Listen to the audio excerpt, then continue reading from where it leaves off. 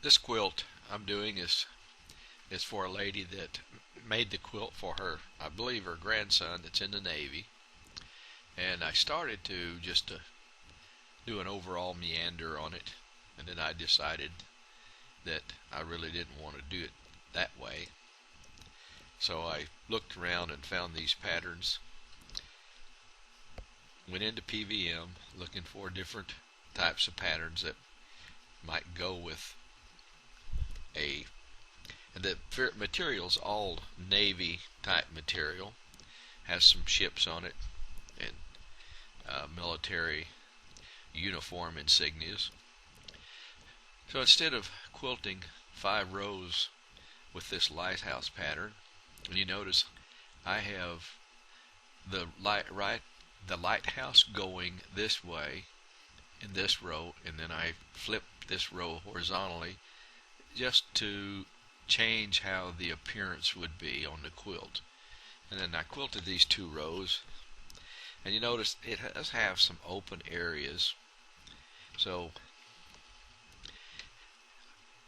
I went back to PVM and I brought up this pattern that we've had for a long time and brought it up on the screen, and I divided out the bell and I divided out the eagle.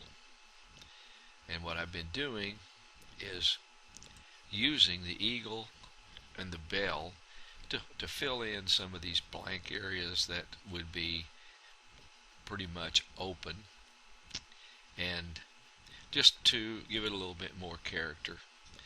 Then I decided to take out row 3 and bring in this pattern that I've quilted quite a few times on patriotic quilts. So that's what I'm doing now. I'm down, I'm going to quilt this next row, and again I'm in repeat patterns, edge to edge mode, and I always use relocate, and on this quilt I'm using relocate, shift all to 1 point.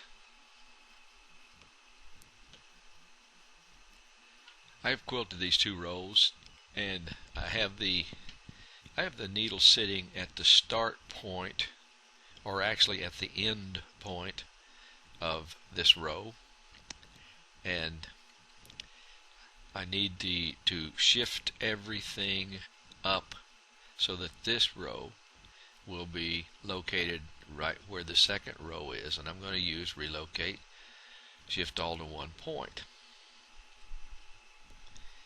I have drawn a boundary, and now I'm going to shift these patterns into position.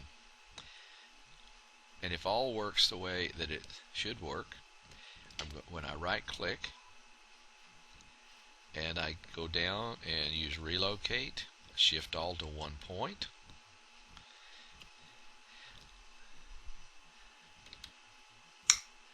now you notice that it snapped to the end point of this second row on the left side, and that's where the needle's sitting. I'm going to click it. I'm going to click yes.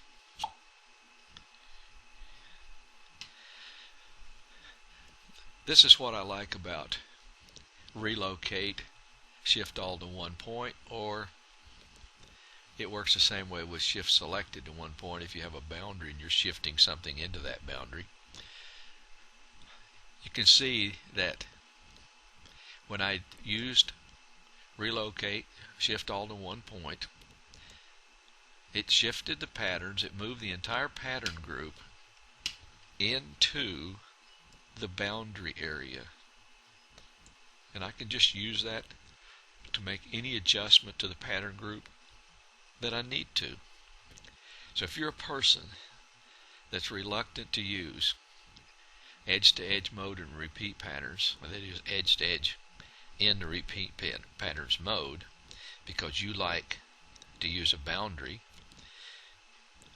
you can use relocate, shift all to 1 point, and Creative Studio will shift your patterns into that boundary area, and you won't have to delete and redraw your boundary every time you roll the quilt. This bale has a fairly large open area, and I thought I'd like to put something in that.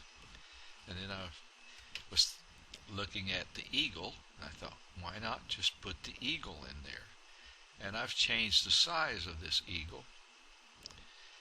And all I'm going to do is I went to repeat patterns, and I'm going to change my reference point to center. And it's going to do is center that eagle around where this needle is located. I'm going to just click yes, and the eagle is in there. Now I'll have to size the eagle.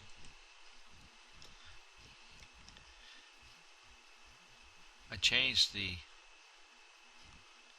handles, so now I have the center anchor, and as I size this eagle, it changes the size of the eagle around the center point of the eagle. I have him sized pretty well, and I think what I'm going to do, since it's sized to fit pretty much the way I want the eagle to fit, may just make it just a little bit larger, move him in here like this. I'm going to right click, and I'm going to rubber stamp that eagle. I'm going to hit escape, and that gets rid of my menu that was on the screen. Now I'm just going to grab the eagle, and I'm going to take him way over to where the other bell is. Okay, I've zoomed way in, and I'm just going to position this eagle kind of in a space where I think it'll look good. That looks all right there.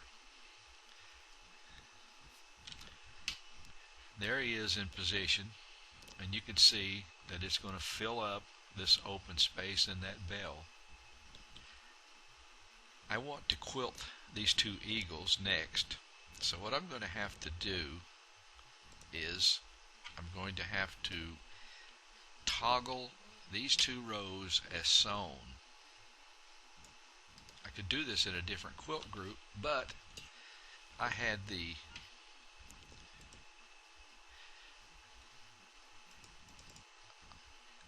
bell, the picture already on the screen, and that gives me a boundary, so to speak,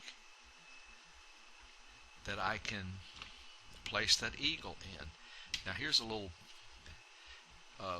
spot. I'm going to just remove that, so that that's going to want to stitch also. After toggling those last two rows as sewn, it says it's going to start and quilt this eagle, and then it's going to quilt this eagle. Notice it says start here and end right there. I have toggled the last two rows back to unsewn. I have moved the needle to where it's right here at the start point of this row. I'm going to right click, relocate, shift all to one point, turn on my end snap. It snapped to the end point, which is the start point of that row. Click yes. Again, the next row of quilting is inside the boundary that I drew previously, so I don't have to delete the boundary and redraw the boundary. And I move the needle out to the edge to check this, and that looks good. I may go ahead and bring this out to the edge further just a little bit, and then I'll check the right side. I zoomed in so that I could check the edge of the pattern and I'm going to leave it at that point.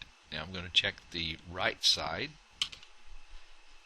The right side of the pattern needs to be adjusted in slightly, so I'm going to just move the edge back in. I want it to not go off the edge of the quilt, and that looks like that's where I want it. So I'm going to start quilting. One more time. I'm going to right click, and I'm going to relocate. Shift all to one point.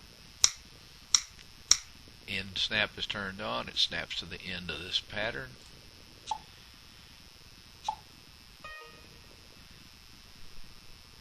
Click yes.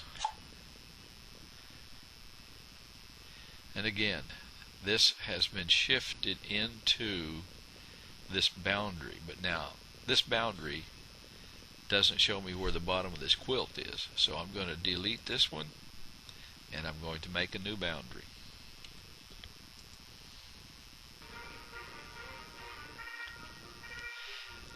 I've drawn the last boundary, and down along the bottom edge of the quilt I'm going to push this up just a tiny bit so it doesn't sew off of the quilt. I'm going to bring this right side in and adjust the left side out slightly. Now I'm all set to quilt this last row. So, you know, I've gone through several different ideas on how you can do your quilting, how you can divide a pattern, how you can take out part of it to use it somewhere else. So now I'm going to save this, and I'm going to quilt this last row.